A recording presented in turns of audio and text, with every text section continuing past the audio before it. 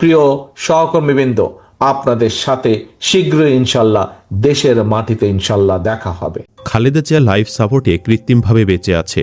ডক্টররা বলে দিয়েছে মেশিনটা খুলে নিলে হয়তো আর তাকে বাঁচানো যাবে না। অন্যদিকে তারেক রহমানকেও দেশে আসতে দিচ্ছে না বিএনপির কয়েকজন নেতারা। তারা চাইছে তারেক জিয়াকে বাদ দিয়ে ভারতের পরামর্শে সরকার গঠন করে দেশ চালাতে।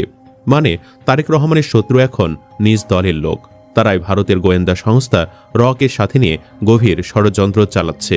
তারেক রহমানকে দেশে ফিরতে দিতে চায় না বিএনপির এমন কিছু বেঈমান নেতাদের নিয়েই আলোচনা করব এই ভিডিওতে। এছাড়াও আরও কি কি হুমকি কাজ করেছে তারেক রহমানের জন্য, চলুন বিস্তারিত জেনে নেওয়া যাক। রাজনৈতিক বিশ্লেষক এবং ফ্রান্স প্রবাসী মীর জাহান বলছেন, তারেক রহমানের স্বদেশ প্রত্যাবর্তনে বাধা হিসেবে জড়িত। আসুন আজকে আরেকটু ক্লিয়ার করি। দলের চেয়ারপারসন মৃত্যু সজ্জায় এবং ডিফেক্টো লিডার জনাব তারেক রহমানের দেশে ফেরা অনিশ্চিত জানার পরেও স্থায়ী কমিটির সদস্য আমির খসরু মাহমুদ চৌধুরী বললেন, তারেক রহমানের ফেরা বা না ফেরা নিয়ে কিছু আসে যায় না, এতে নির্বাচনে কোনো প্রভাব পড়বে না। এবার বলুন তো, খালেদা জিয়াও নেই, তারেক রহমানও নেই। বিএনপির একজন কর্মী বা সমর্থক হিসেবে আপনি ভোট দিয়ে কাকে প্রধানমন্ত্রী বানাবেন? আমির খসরুকে নাকি সালাউদ্দিনকে? বেগম খালেদা জিয়াকে ভারত বিভিন্ন প্রলোভন দেখিয়েও কখনোই ম্যানেজ করতে পারেনি। একইভাবে তারেক রহমানকেও তারা ম্যানেজ করতে পারছে না বলেই বিএনপির ভেতরে থাকা ভারতীয় এজেন্টদের সক্রিয় করা হয়েছে। এরাই তারেক রহমানের জীবনের জন্য সবচেয়ে বড় হুমকি। সরকার তারেক রহমানের নিরাপত্তার দায়িত্ব নিবে, কিন্তু সরিষার ভেতরে ভূত থাকলে সেই দায়টা কার? বিএনপিতে রয়ের এজেন্ট কে, এটা জানার চেয়ে রয়ের এজেন্ট কে না সেটা জানা কঠিন। আপনি সন্দেহের ঊর্ধ্বে রাখবেন কাকে? হাসিনার কাছ থেকে যারা মা সহারা নিত সেই নেতারা কি তারেক রহমানের বিশ্বস্ত? মীর জাহান আরও বলেন, যাদেরকে বিশ্বাস করা যায় তারা তো নেতৃত্বে নেই, তাদেরকে কৌশলে সরিয়ে দেওয়া হয়েছে। Lutfozzaman Babar, air vice marshal Altaf হোসেনরা কি দলের কোথাও আছেন?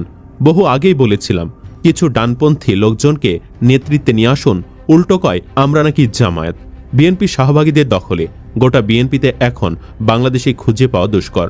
তারেক রহমান ফিরবেন কোন ভরসায়, কার ওপর আস্থা রেখে? আমরা এতদিন চিল্লাইছি, তোমরা শোনোনি। সত্য কি কখনো লুকানো যায়? এবার দেখো, কত ধানে কত চাল। অন্ধ হলেই প্রলয় বন্ধ থাকে না। ওই লেখায় মীর জাহান তারেক রহমানের দেশে ফেরা বাধা হিসেবে সরাসরি সালাউদ্দিন কাদের, আমির খসরুদের রয়ের এজেন্ট হিসেবে উল্লেখ করেছেন। ওই পোস্টে তিনি আরও লিখেছেন, তারেক রহমান দেশে না ফিরতে পারলে নিজে প্রধানমন্ত্রী হওয়ার ধান্দায় আওয়ামী লীগ সহ সবাইকে হাতে রাখতে আপ্রাণ চেষ্টা করছেন শিলং ফেরত সালাউদ্দিন আহমেদ। এদিকে জানা যাচ্ছে তারেক রহমান দেশে ফিরলেও তার বেঁচে থাকার সম্ভাবনা কম, কারণ ভারতীয় এজেন্টরা তাকে পাগলে কুত্তার মতো খুঁজছে।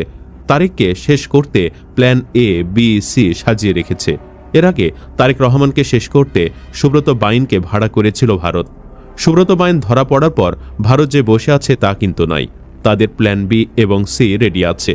ঢাকা টাইমস বলছে, অস্থিতিশীলতার মাধ্যমে দেশের রাজনৈতিক সংকট সৃষ্টি করার মিশন নিয়ে নেমেছিল সুব্রত বাইন ও মোল্লা মাসুদরা। এর জন্য তারেক রহমানকে সরিয়ে দেওয়ার পরিকল্পনা করা হয়েছিল। আর এতে অর্থ যোগান দিচ্ছে গণঅভ্যুত্থানে পতিত আওয়ামী লীগ এবং তাদের আশ্রয়দাতা দেশ ভারত। গ্রেফতারের পর গোয়েন্দা হেফাজতে তাদের জিজ্ঞাসাবাদে এসব তথ্য জানা যায় বলে সূত্রে জানা যায়। এই পরিকল্পনার প্রধান সহযোগী ছিলেন সুব্রত বাইনের শিষ্য আবু রাসেল মাসুদ ওরফে মোল্লা মাসুদ। তাকেও পুলিশ গ্রেফতার করে। এছাড়া তাদের বাহিনীর আরাফাত ইবনে নাসির ওরফে শুটার আরাফাত ও MAS শরীফকেও গ্রেফতার করা হয়। গোয়েন্দা সূত্র জানায়, পরিকল্পনায় লক্ষ্যবস্তু ছিলেন বিএনপি, জামায়াত এবং নবগঠিত এনসিপির শীর্ষ পর্যায়ের নেতারা। এজন্য বিভিন্ন এলাকায় শুটারদের সংগঠিত করছিল সুব্রত বাইন বাহিনী। সূত্র জানায়, গোয়েন্দা কার্যালয়ে প্রথমে শুটার আরাফাত ও শরীফকে জিজ্ঞাসাবাদ করা হয়। এক পর্যায়ে তাদের কাছ থেকে অস্ত্র ও গুলির বিষয়ে তথ্য বেরিয়ে আসে। অস্ত্র ও গুলি সীমান্ত থেকে সংগ্রহের পর মগবাজার, শাহবাগ, গুলশান ও বাড্ডা এলাকার সন্ত্রাসীদের হাতে পৌঁছে দেওয়ার পরিকল্পনা ছিল। ওই সন্ত্রাসীরা 5 আগস্টের পর সুব্রত বাইন ও মাসুদের দলে যোগ দেয়। জানা গেছে, এই সুব্রত বাইনকে ভারতের কমান্ডো বাহিনী 6 মাস কমান্ডো ট্রেনিং করিয়েছিল। সেই সুব্রত বাইন ধরা পড়ার পর ভারতীয় এজেন্টরা যে বসে আছে এমনটি বলার সুযোগ নেই। বলে রাখা ভালো, ভারতের বিরুদ্ধে যাবার কারণে শহীদ প্রেসিডেন্ট জিয়াউর রহমানেরও একই পরিণতি হয়েছিল। ভারতের বিরুদ্ধে যাবার কারণে জিয়াকেও শেষ করে দিয়েছিল ভারত।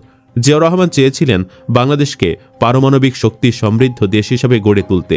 সেই লক্ষ্যে তিনি পাকিস্তানের পরমাণু বিজ্ঞানীদের সাথে কথাও বলেছিলেন। যাই হোক, তারেক রহমানের প্রসঙ্গে ফেরা যাক। সব মিলে তারেকের সামনে এখন একটাই সমস্যা, সেটা হচ্ছে নিরাপত্তা।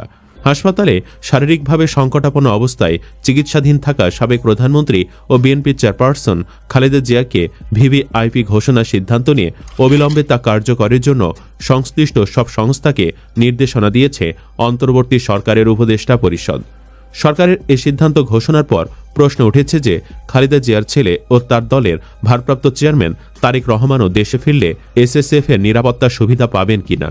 যদিও তারেক কবে দেশে ফিরবেন তা এখনও পর্যন্ত নিশ্চিত নয়, কারণ তিনি নিজেই ফেসবুকে স্ট্যাটাস দিয়ে জানিয়েছেন যে তার দেশে ফেরার বিষয়টিতে সিদ্ধান্ত গ্রহণের সুযোগ অবারিত ও একক নিয়ন্ত্রণাধীন নয়।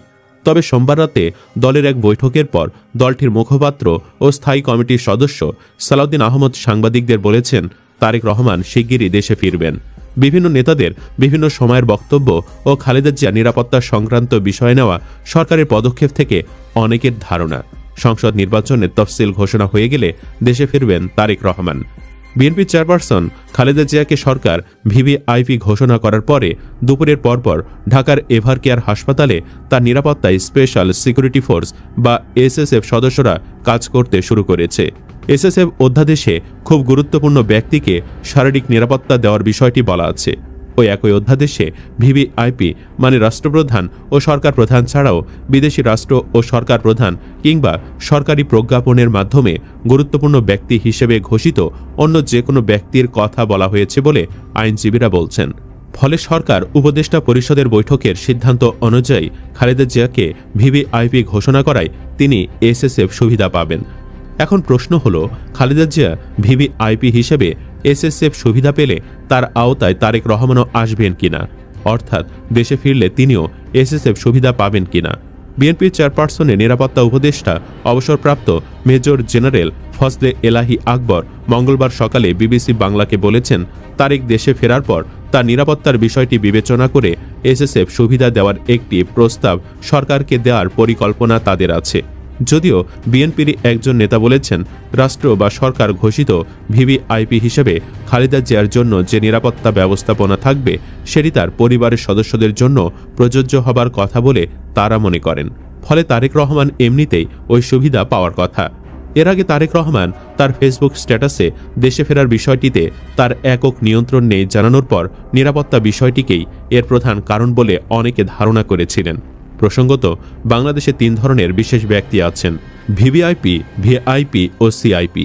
এর মধ্যে ভিভিআইপি ও ভিআইপি নির্ধারণ করা হয় রাষ্ট্র বিবেচনায়, আর সিআইপি নির্বাচন করে জাতীয় রাজস্ব বোর্ড। দেশের প্রধান 2 ভিভিআইপি হলেন প্রেসিডেন্ট ও প্রধানমন্ত্রী। তাদের নিরাপত্তায় বিশেষভাবে প্রেসিডেন্ট গার্ড রেজিমেন্ট আর স্পেশাল সিকিউরিটি ফোর্স বা এসএসএফ কাজ করে থাকে। এছাড়া রাষ্ট্র কাউকে ভিআইপি ঘোষণা করলে তার ক্ষেত্রেও নিরাপত্তা দেবে এসএসএফ। এখন খালেদা জিয়াকে ভিভিআইপি ঘোষণা করে সরকার প্রজ্ঞাপন জারির পর ভিভিআইপিদের নিরাপত্তায় জড়িত সংস্থাগুলো তার জন্য কাজ শুরু করবে। ফলে তার এসএসএফ সুবিধা পাওয়া এখন প্রায় নিশ্চিত। সুপ্রিয় দর্শক, যেহেতু রাষ্ট্র তারেক রহমানকে নিরাপত্তা দিতে চায়, সেহেতু সব হুমকি পেছনে ফেলে তারেকের কি উচিত হবে দেশে ফেরা? কমেন্ট বক্সে জানিয়ে দিন আপনার মতামত। ভিডিও ভালো লাগলে লাইক দিন এবং শেয়ার করুন, আর অবশ্যই চ্যানেলটি সাবস্ক্রাইব করুন। ধন্যবাদ।